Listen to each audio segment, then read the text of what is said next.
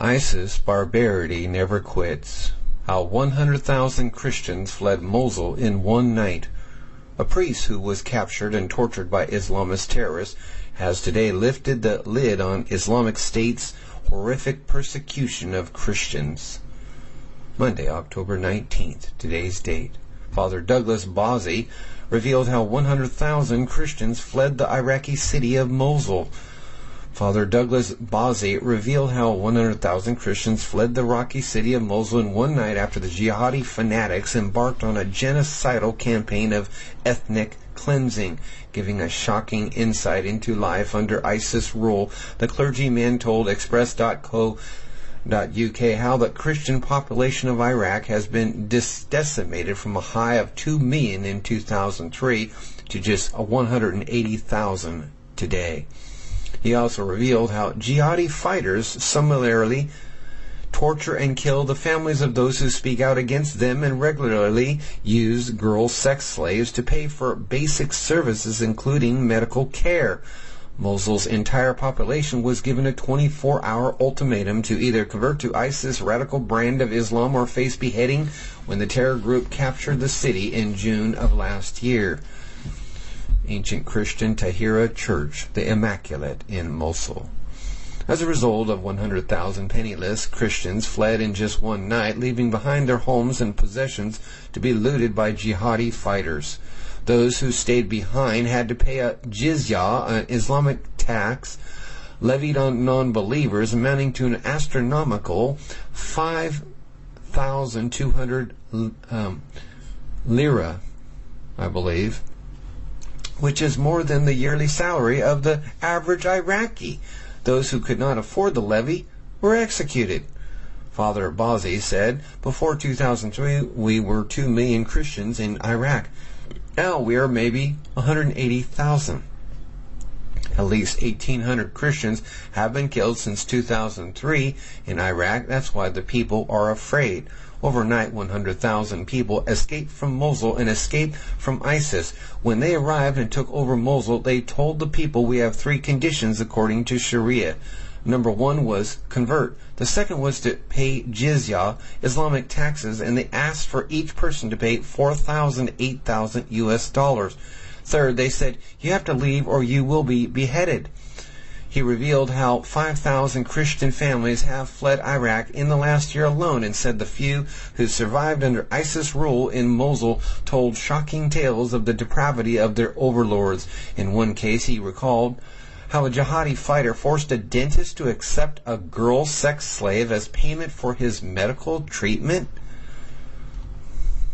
Father Bozzi said the dentist helped him and the man told him he would come back to pay him. The dentist said he didn't have to, but the man insisted he did because it was Sharia, the wonderful world of Sharia law. Coming soon to a world you live in. After a couple of days, he came back and he brought him a Yazidi girl and said, this is your reward. If the dentist refused her, he was going to shoot him, so he took the girl and managed to reach her family. When he told the family, I have good news for you. Your daughter is here. How can I bring her to you? He was shocked because the family told him she was not a virgin anymore, so keep her. We don't want her. This girl, how can she live anymore when she is not wanted by anyone? If you look at the minority in Iraq, this girl is a symbolic of our life. The Christian pastor also revealed some of the horrific personal stories which unraveled in the panic when ISIS captured the city, which was Iraq's second biggest.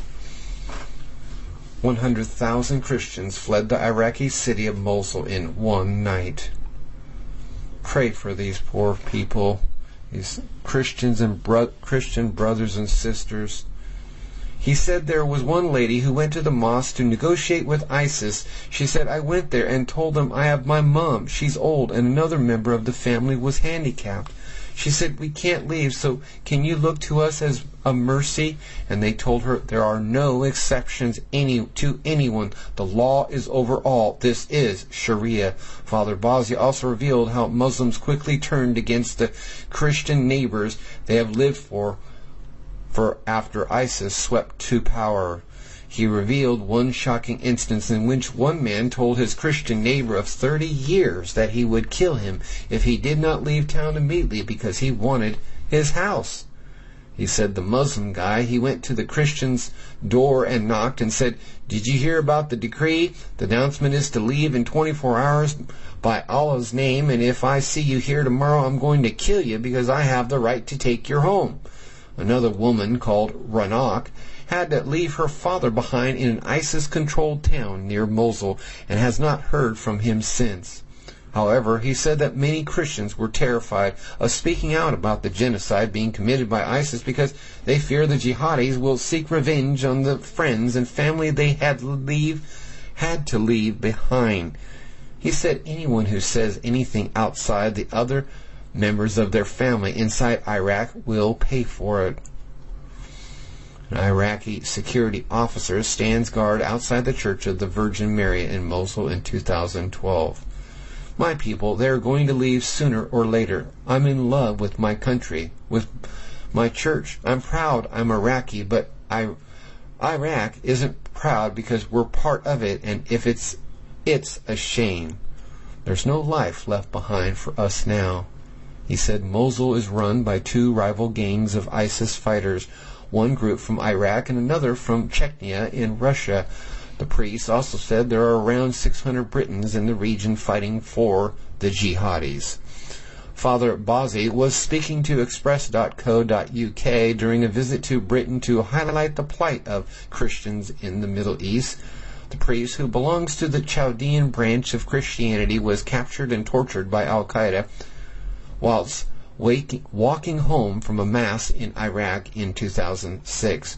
He has since gone on to found centers for displaced Christians in a safe zone in northern Iraq, where more than 1,200 people, many of whom fled Mosul, are now living. The Iraqi nation, originally from Baghdad, said that the persecution of Christians in the Middle East is a genocide which will soon wipe the religion of the map in the region. And he revealed why ISIS are the most extreme and dangerous branch of radical Islam to emerge in his lifetime. He explained, ISIS are the third generation of radical Islam. The first was Al-Qaeda.